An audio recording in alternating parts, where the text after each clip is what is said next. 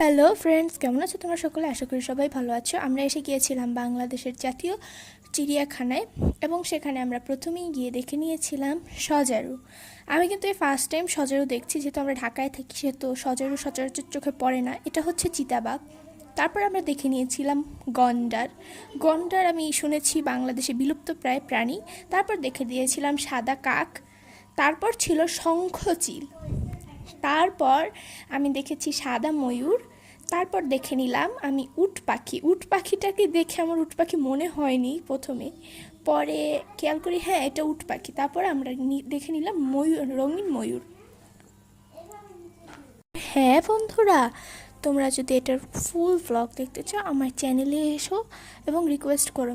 আর আমরা কিন্তু আরও অনেক প্রাণী দেখেছি, সেটাও কিন্তু আমি তোমাদের সাথে শেয়ার করব এবং কি কি খেলাম বাইরে যে সেটাও শেয়ার করব। আর কাদের সাথে গিয়েছিলাম সেটা অবশ্যই শেয়ার করব।